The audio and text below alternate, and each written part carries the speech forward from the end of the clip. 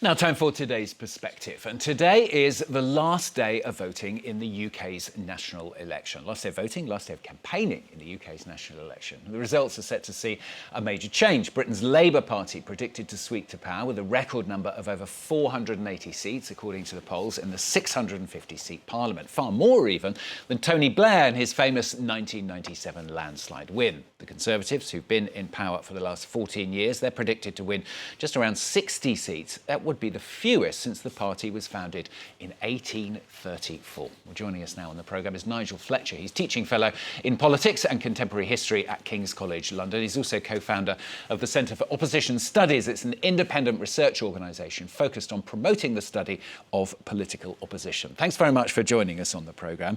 In studying the opposition, I mean, it must have been pretty interesting over the last 14 years. I mean, the Labour Party have had a very difficult time, haven't they? But that opposition period, if the polls are to be believed, has paid off. It's likely to come to an end. Yes, indeed. And it is quite striking that if Keir Starmer wins at all this week, he will have done so against the historical precedents of an opposition party coming back to power quite so quickly after what was, let's not forget, Labour's worst defeat since 1935 at the last general election. So it's going to be historic in that sense if Labour wins. But the scale of the likely victory is really quite astonishing. As you said, Stuart, it's going to be, on some of these numbers, far bigger than the results that were seen in 1997, much bigger than 1945. It will be an historic win for Labour.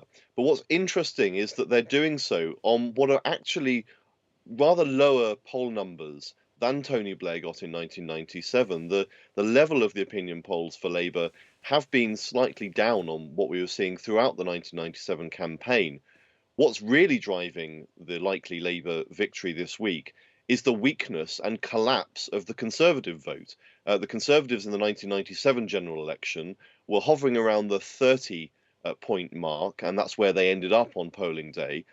At the moment, the Conservatives are in the high teens and hovering around the 20-point mark. That is what is driving this, and that's what's going to cause what would be their by far worst result in their history, and a position where they are at risk of not just falling from power, but falling out of the two main political parties in the UK and losing the position of being the official opposition in Parliament to the Liberal Democrats, becoming the third party in British politics, which would be a quite astonishing fall for the Conservatives. Yeah, I mean, I was going to ask you, what's the party been doing wrong to remain in opposition? It's been 14 years, but from what you're saying, you don't think they have done that much wrong?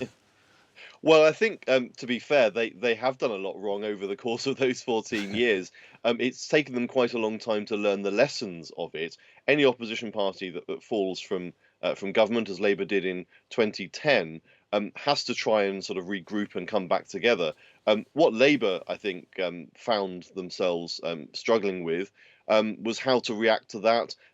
Parties often have a reckoning about what their policies were, and we saw with the election of Ed Miliband a sort of not quite a lurch to the left, but a slight move to the left, and then with Jeremy Corbyn a further lurch to even further to the left, and that's something we see with parties in opposition. They do tend to retreat to their comfort zone. Labour did it quite dramatically with the Jeremy Corbyn leadership, but that again is what makes it quite so extraordinary. They fell even further from 2010 onwards, and in the 2019 election, as I say, going down to their worst defeat since 1935. It's not always the case that the election in which you lose power is the worst result you're going to get. Some oppositions do fall even further, and that's what Labour did, which makes it all the more extraordinary that at this very next election, 5 years later, that they are facing the prospect of coming back to power with an overwhelming majority in just one parliament. So, Yeah, for lots of reasons, it's going to be historic. The Conservatives likely to be that new opposition. A lot of people saying deservedly so. Well, yes, indeed. I think the question in this election now is really, I think, focused on this race for second place, as you might call it. And of course, they seem to be going into opposition. It would take a stupendous polling miss for them to not be going into opposition. But the question is, will they be the main opposition? And they're being squeezed on two sides here. Or possibly even three, if that's possible geometrically. You've got in Parliament them being squeezed by the Liberal Democrats for that second place in terms of numbers of seats. You've got in some polls them being squeezed for their vote share across the country by Reform UK. And then, of course, you've got the fact that a lot of their voters are going to the Labour Party, who are squeezing them as well. So it's kind of a perfect storm for the Conservatives. They are being attacked on all sides from their political opponents. It's squeezing their vote share, and it's going to result in a situation where they are scrabbling in Parliament for that second place. And they have never been anywhere other than within the top two parties since the formation of the Conservative Party in the 19th century, and before that, the old Tory Party. So if they do not form the official opposition, if they fall to third place, it will be a quite staggering change, not just to current politics, but to the British political and party system. And that's something which I think people are now just about starting to realise, that some of these polls, the MRP polls that we've seen using methodology that predicts the numbers of seats, are showing some really quite dramatic seat numbers. I wanted to talk to you. Sorry, I'm going to interrupt because we're starting to run out of time. I just wanted to ask you about the Liberal Democrats, because obviously, as somebody who studies the opposition, the Liberal Democrats have been in opposition for a long time, although they were in a coalition government for a few years.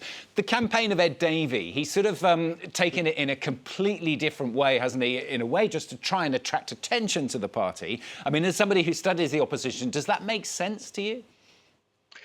Well, it's been a very interesting campaign, not just because we've seen a Privy Councillor, as we're watching on the screen now, throwing himself off a crane on a bungee rope for attention, but it's also, I think, testament to the fact that the Liberal Democrats in this election are benefiting from the anti-Tory feeling and are not having to do an awful lot of campaigning on policy.